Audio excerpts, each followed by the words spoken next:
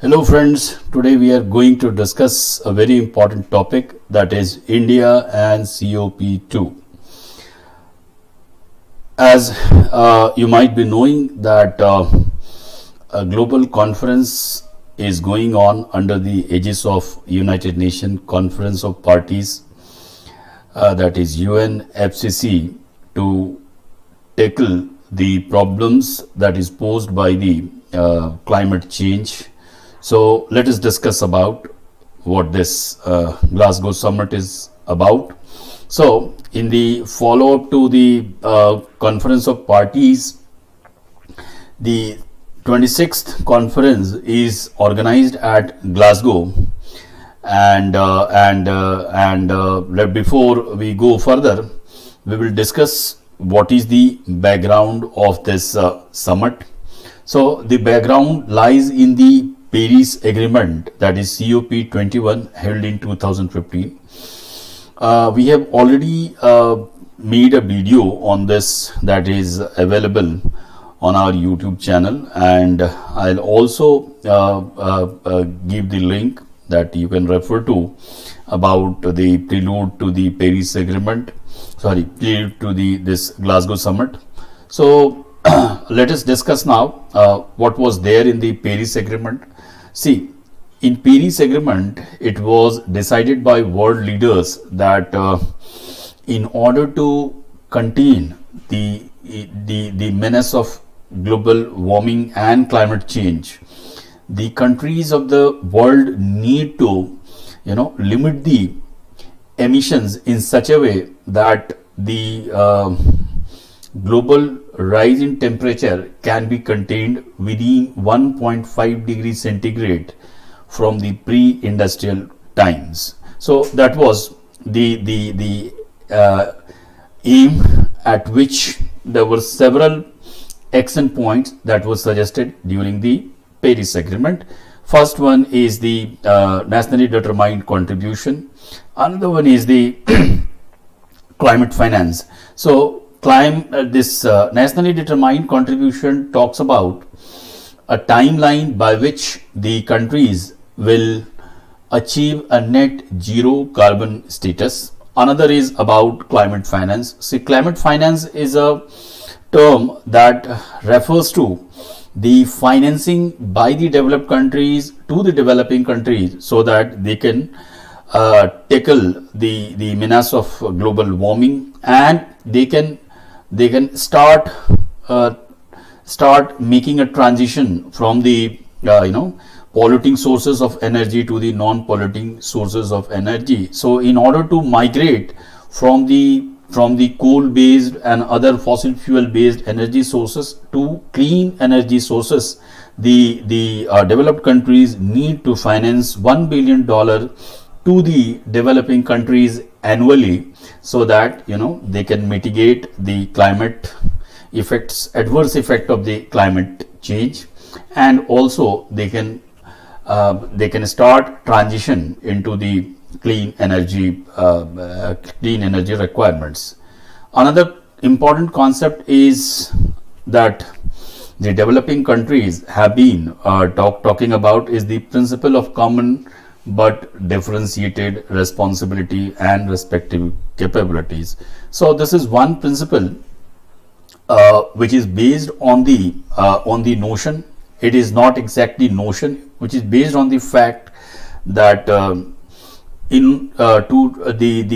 current crisis of global climate is caused by the excessive exploitation of nature, and the developed countries have been doing this for a very long period of time. So they have more responsibility in tackling the challenges of the global warming. Although developing countries will contribute, but they will have less of responsibility, because they do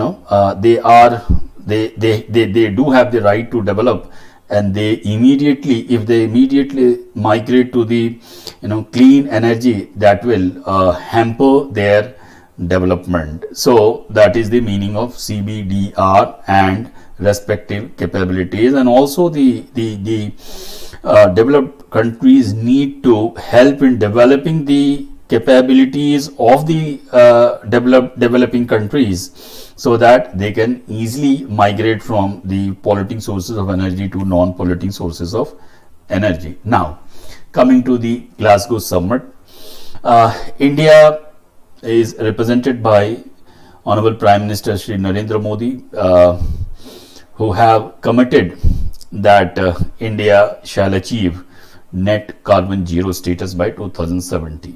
So, in order to achieve this net zero status by 2070, he has suggested 5-point roadmap, which is known as Panchamrit. It is a word in Indian culture that means 5 nectars that will help the the world to sustain the life on earth, because Amrit is something after consuming which a person achieves immortality. So in order to make the universe immortal, in order to make it a going concern, it is imperative that India shall contribute in its way through these 5 points. The first one is ramp up non-fossil fuel energy capacity to 500 gigawatt by 2030. This means by 2030, India shall increase its non-fossil fuel energy capacity to 500 gigawatt.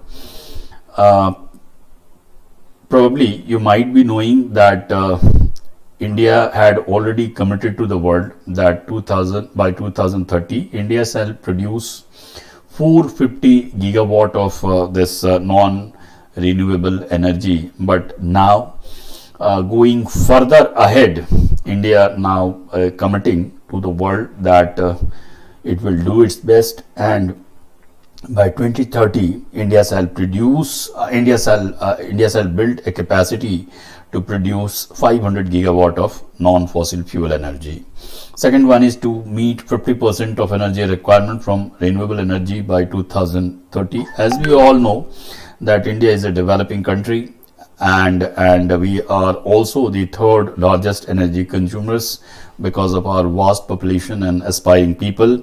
So even then, India shall meet 50% of energy requirements from the non-renewable sources of energy. That means we shall not be contributing to the emission of global greenhouse gases.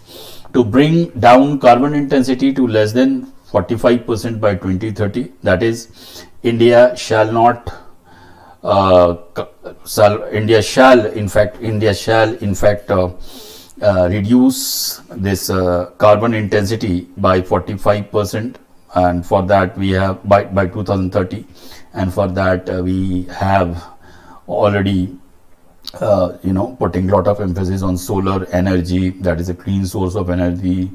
Use of electric cars is growing in India. A lot of countries have setting their facilities in India. So that is how we shall achieve this target. Fourth one is to reduce total projected carbon emission by 1 billion tons from now to 2030. That is, by 2030, India shall reduce by 1 billion tons this carbon emission. And last but not the least, by 2070, India shall achieve the net zero carbon status. So we shall be continuing with more videos, and if you like our channel, please like, subscribe, and if you liked it, please do share, because it is not restricted to your studies or my studies. Everybody should be concerned about the environment and its concerns. Thank you.